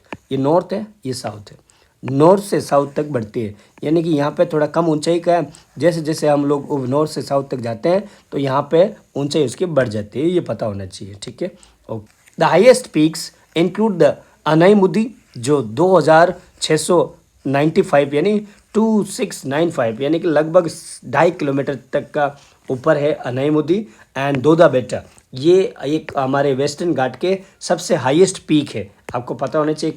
Anamudi आपको दिखेगा, अनाईमुदी जो है ना वो आपको दिखेगा केरला में, और दोदा बेटा आपके दिखाई देगा वो भी नीलगिरी हिल्स के आसपास, ठीक है ना।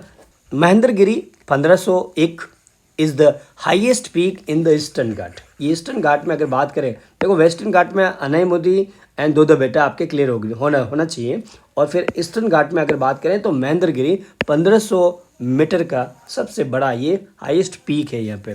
Severo hills, Javadi hills are located to the south east of eastern Ghat. Eastern Ghat के साउथ ईस्ट वाले एरिया में ये दो हिल्स यहाँ पे है। Many famous hill station of Udagamandalam popularly known as Ooty and the Kodaikanal are situated in the घाट।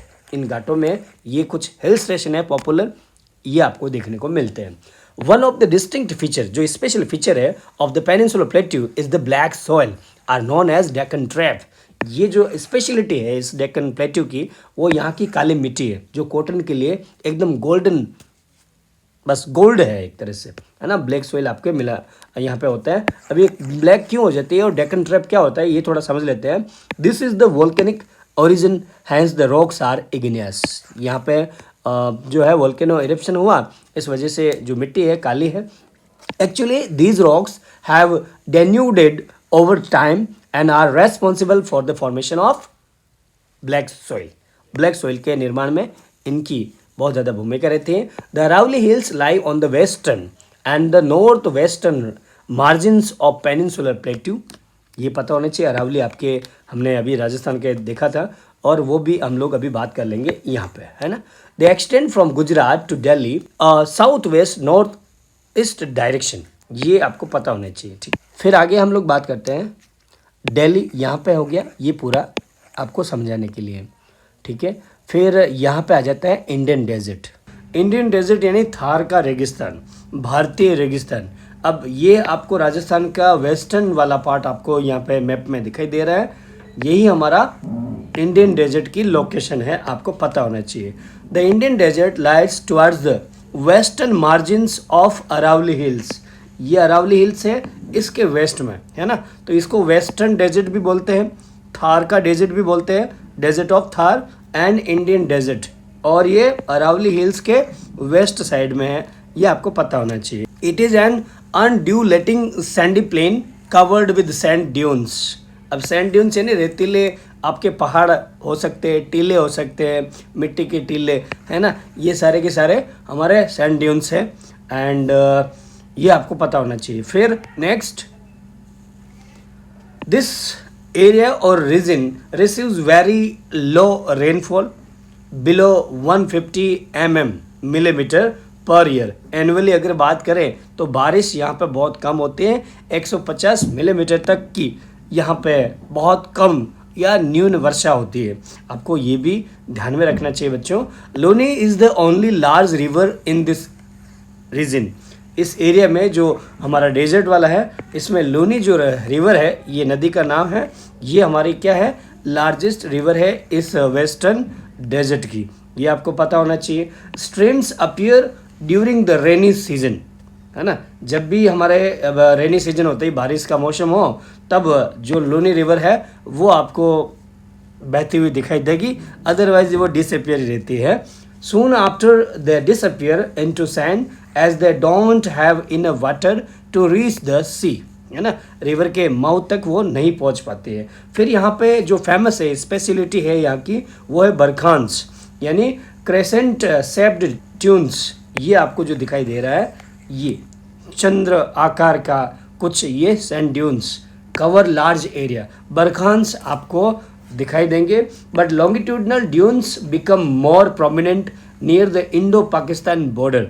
ये अभी हमने जो बात किया ना, वहाँ पे इंडिया भारत है ना, उसकी जो बॉर्डर है वहाँ आपको दिखेगा लॉन्गिट्यूडनल ड्यून्स, सैंड ड्यून्स ही है हमारे। फिर आता है हमारा 5th नंबर पे, वो है कोस्टल प्लेन यानी तटीय मैदान। अब ये कोस्टल प्लेन आपको पता है कि भाई इंडिया यहाँ एशिया में बहुत ज़्यादा जो है लार्जेस्ट हमारा कोस्टल प्लेन एरिया को यहाँ कवर करता है ना। इंडियन ओशन है हमारे पास में, अरब सागर यहाँ आपको दिखाई देगा, फिर ये बंगाल की खाड़ी है, तो कोस्टल प्लेन की बहुत ज़्यादा यहाँ पे उपलब्धता है, अवेलेबिलिटी है। The peninsular plateau is flanked by stretch of narrow coastal strips. ये आपको पता होना चाहिए, जो ग्रीन वाला पार्ट है ये हमारा कोस्टल प्लेन है इसी डेक्कन प्लेट्यू के पास में, and having Arabian sea and bay of Bengal. The western coast sandwiched between the western ghats and the Arabian Sea, that is a narrow plain। अब ये जो है ना वेस्टर्न घाट कहाँ पे है, ये सैंडविच की तरह बीच में है। यहाँ आप देखोगे तो वेस्टर्न घाट दिखाई दे रहा है ना, और यहाँ आपको दिखाई दे रहा है कोस्टल प्लेन, और ये है पेनिनसुलर प्लेट्यू। तो वेस्टर्न जो ये यहाँ पे है ना, वो एक तरह से वेस्टर्न घाट सैंडविच की तरह है, सैंडविच में बीच में जो होता है ना, तो इस तरह से ये बीच में है आपके, ये भी आपको पता होना चाहिए। ये हो गया हमारा वेस्टर्न घाट, यहाँ होगा बच्चों, ये थोड़ा सा है ना, वेस्टर्न घाट ये हो गया, ये ईस्टर्न घाट है, ये आपको समझाने के लिए वर्ड इधर उधर हो गया है। It consist of 3 section. अब वेस्टर्न घाट की बात करें तो 3 सेक्शन इसमें आपको दिखाई देगा। देखो पहला हो गया सेक्शन आपका कोंकण, जो मुंबई और गोवा को कवर करता है। दूसरा है कन्नड़ प्लेन, ये जो है वो आपके कर्नाटका के आसपास का एरिया है। और फिर आता है केरला वाला मालाबार कोस्ट। ये 3 इसके सेक्शन है। अब हम लोग बात करते हैं ईस्टर्न वाले कोस्ट की। The plain along the bay of Bengal are wide and level. ये आपको दिखाई दे रहा है, थोड़ा वाइडर है। यहाँ आपको पता है बहुत सारे रिवर जो है फ्लो होती है, इस वजह से थोड़ा वाइडर भी है। जो बे बंगाल की तरफ बहुत सारे रिवर जाते हैं, इसमें भी आप ऊपर वाला जो नॉर्थ वाला साइड है वहाँ नॉर्दर्न सरकार का एक सेक्शन देखोगे। और तमिलनाडु के आसपास का एरिया कोरोमंडल कोस्ट के नाम से भी फेमस है, ये आपको जानना चाहिए। Large river such as Mahanadi, Godavari, Krishna and Kaveri have formed extensive delta on this coast. जो ईस्टर्न घाट है वहाँ पे ये जो रिवर है डेल्टा फॉर्म करते हैं, ये आपको जानना चाहिए। Lake Chilka is an important feature along the eastern coast. Eastern coast पे यहाँ पे ये जो है आपका, यह देखोगे ना तो आंध्र प्रदेश और ये जो है ना उड़ीसा का एरिया आ जाता है, ये पूरा उड़ीसा है। तो यहाँ पे चिल्का लेक बहुत ही ज़्यादा फेमस है। फिर Chilka lake is the largest salt water lake in India. ये हमारी नमक वाली है, क्योंकि ये समुद्र से जो पानी है उससे बना हुआ, तो सॉल्ट वाली है। It lies in the state of Orissa to the south of Mahanadi delta. ये भी आपको जानना चाहिए बच्चों। फिर आता है हमारा 6th नंबर पे जो फिजिकल फीचर है वो है islands. The country has 2 groups of islands. हमारे इंडिया में 2 तरह के महाद्वीप है या टापू है। कौन से हैं सर? एक तो हो गया हमारा लक्षद्वीप, ठीक है, दूसरा हो गया हमारा अंडमान निकोबार। ये जो आप देखोगे ना तो दोनों समुद्रों में है। एक आपका अरब सागर हो गया है ना, दूसरा हो गया बंगाल की खाड़ी। तो दोनों में हमारे पास में लक्षद्वीप और अंडमान निकोबार हमारे पास में आइलैंड्स हो गए। लक्षद्वीप की अगर बात करें तो थोड़ा डिटेल में जान लेते हैं। Lakshadweep islands group lies close to the Malabar coast of Kerala. Kerala के पास में ही है आपका, है ना, मालाबार कोस्ट के पास ही। और this group of islands is composed of small coral islands. ये जो लक्षद्वीप वाला है वो कोरल आइलैंड में भी जाना जाता है। कोरल्स क्या है ये भी थोड़ा देख लो। Coral polyps are short lived microscopic organism which live in colonies. ये जो है ना हमारे छोटे छोटे जो माइक्रोस्कोपिक से, यानी माइक्रोस्कोप से ही उसको देख सकते हैं, इतने छोटे छोटे हमारे ये जीव जंतु होते हैं। और ये एकदम कॉलोनीज में रहते हैं, साथ में रहते हैं। जब ये मर जाते हैं तब डेड डिकेड इनके बॉडीज से वो पूरा का पूरा सॉलिड हो जाती है उनकी बॉडी, तो उस वजह से वो पूरा का पूरा एक कॉन्टिनेंट जैसा फॉर्म बन जाता है, वही हमारा कोरल होता है। They flourish in shallow mud free and warm waters, they secrete hard rock like substance, इस तरह का फॉर्मेशन इसमें हो जाता है। The coral secretion and their skeletons from coral deposits in the form of reefs, ये अलग अलग इस तरह से इनका निर्माण होता है। They are mainly of three kinds, तीन तरह के कोरल्स आपके हो सकते हैं। एक तो होता है हमारा फ्रेजिंग रिप्स, है ना, और दूसरा हुआ बैरियर रिप्स, और तीसरा हुआ अटोल्स। ये आपके थोड़ा टेक्स्ट बुक में ओवर एक्सीड हो चुका है, सिलेबस में अभी ये हटा दिया गया है, लेकिन आपको थोड़ा सा बेसिक नॉलेज ये होना चाहिए कि हमारे पास में ये तीन तरह के होते हैं। थोड़ा सा और डिटेल में देख लेते हैं। Fringing reefs are reefs that grow directly from a shore and there is no lagoon between the reef and shore, ये आपको पता होना चाहिए। फिर बैरियर रीफ्स की अगर बात करें तो these are similar to fringing reefs in sense that they also border a shore line, shore line ये आपको दिखाई दे रही है, किनारा। However, instead of growing directly out from the shore, they are separated from the land by an expanse of water. Water की वजह से थोड़ा एक्सपेंड हो जाता है barrier reefs. This creates a lagoon of often deep water between the reef and the shore. Okay, the Great Barrier Reef of Australia is a good example of the first kind of coral riffs. Barrier riffs में अगर आपको example पूछा जाए तो Australia वो पूरा का पूरा इसी से बना हुआ। अटोल्स क्या है? एन अटोल इज अ रफली circular oceanic reef system surrounding a large central lagoon. अभी बार बार लगून लगून जो हो रहा है वो क्या है? देखो, जो समुद्र होता है उसका पानी जो ज़मीन पे थोड़ा आ जाता है और वो वहाँ पे जमा हो जाता है तो लेक्स टाइप का कुछ बनता है ना, तो वही हमारे जो स्मॉलर होते हैं वो हमारे लगून होते हैं। तो यहाँ पे भी आप देख रहे हो कि ये पूरा समुद्र का पानी है और ये यहाँ पे आ रहा है तो लगून जैसा कुछ बना हुआ है ना। तो अटोल्स आर सर्कुलर और horseshoe shaped coral reef होता है ये आपको थोड़ा सा अंडरस्टैंडिंग होना चाहिए। अर्लियर जो लक्षद्वीप थे दे were known as Lakshadweep, Minicoy और अमीन द्वीप, इनके पुराने नाम थे लक्षद्वीप के, ये आपको पता होना चाहिए, है ना। एंड देन बाद में जैसे जैसे हमारा यहाँ पे इंडिया आज़ाद हुआ and in 1973 these were renamed as Lakshadweep.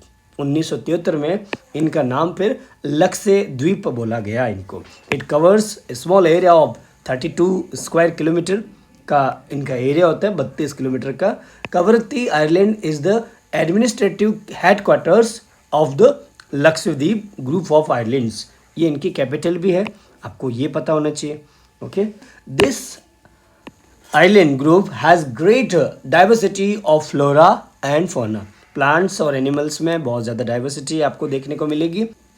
PT island which is uninhabited has a bird sanctuary, यहाँ पे लोग नहीं रहते हैं, यहाँ पे आपको पक्षी अभयारण्य बहुत सारे बर्ड्स की वेराइटीज़ आपको देखने को मिलेगी पीटी आइलैंड में जो लक्षद्वीप में है। अब हम लोग दूसरा जो ग्रुप ऑफ आइलैंड है हमारा अंडमान निकोबार, इसके बारे में देख लेते हैं, ठीक है। These are elongated chains of islands located in Bay of Bengal, आपको ये पता होना चाहिए, एकदम श्रृंखला की तरह ये जुड़े हुए हैं। They are bigger in size and are more numerous and scattered, ये अलग अलग इस तरह से फैले हुए हैं, ठीक है ना। स्कैटर्ड यानी अलग अलग डिवाइड हुए हैं। The entire group of islands is divided into 2 broad categories. पूरे अगर हम लोग इस ग्रुप को एंटायरली और ब्रॉड वे में अगर हम लोग डिवाइड करें तो हमारे पास में 2 कैटेगरी आपकी आती है इसकी। पहली हो गई हमारी अंडमान और दूसरी हो गई Nicobar. It believed that these islands are an elevated portion of submarine mountain, ऐसा माना जाता है कि ये जो बने हैं ना, देखो जैसे हमने लक्षद्वीप की बात की है तो वो कोरल रीफ से बना हुआ है, ठीक है ना, कोरल से बना हुआ है, और ये माउंटेन से बना हुआ है। इट इज़ बिलीव्ड, मैं नहीं कह रहा हूँ, ऐसा माना जाता है, ठीक है ना। अंडमान निकोबार ये आपके यहाँ पे है ये, ठीक है। Okay, anything else? ये यहाँ पे जूम करके दिखा दिया है आपको। अंडमान ये हो गया और निकोबार आपका ये पोर्शन हो गया, ठीक है। Okay, these island group are of great strategic importance for the country. रणनीतिक तौर पे अगर देखें तो हमारे दोनों के दोनों आइलैंड्स बहुत ही ज़्यादा इम्पोर्टेंट है देश की सुरक्षा के लिए भी, अखंडता के लिए भी। India's only active volcano is found on the Barren island in Andaman and Nicobar group of islands. यहाँ आपको एक्टिव वोल्केनो दिखाई देगा जिसका नाम है बैरन, है ना। तो बैरन आइलैंड पे एक्टिव हमारा बहुत ही ज़्यादा आपको वोल्केनो दिखाई देगा। There is great diversity of flora and fauna in this area as well. यहाँ पे भी आपको अलग अलग वेराइटीज़ पेड़ पौधों की दिखेगी, जानवरों की भी। These islands are close to the equator and experience equatorial climate. Equator के पास होने की वजह से, क्योंकि 6 डिग्री के आसपास है ये, और इस वजह से यहाँ पे एक्वाटोरियल क्लाइमेट आपको देखने को मिलेगा। And has thick forest cover. Equatorial है तो फॉरेस्ट भी बहुत घने होंगे, है ना, ये आपको पता होना चाहिए बच्चों। फिर हमारा नेक्स्ट जो है, ये कुछ इसके कोरल्स है, ये भी आप पानी के अंदर देखोगे, है ना, उतरना नहीं है। तो बच्चों यहाँ पे हमारा ये चैप्टर एकदम समापन पे आ चुका है। मैं सभी को धन्यवाद देता हूँ हमारे इस वीडियो के चैनल पे आने के लिए। और बच्चों हमेशा please always happy learning, keep learning. And अगर मैंने आग लगा दी है तो प्लीज़ लाइक एंड सब्सक्राइब आपका एक ज़रूर बनता है, एंड थंब इम्प्रेशन के साथ में। और भी अच्छा है तो प्लीज़ जाते जाते हमारे इस बेल आइकन को दबाते जाइएगा। फिर मिलते हैं हमारे नेक्स्ट चैप्टर में। Bye bye, take care.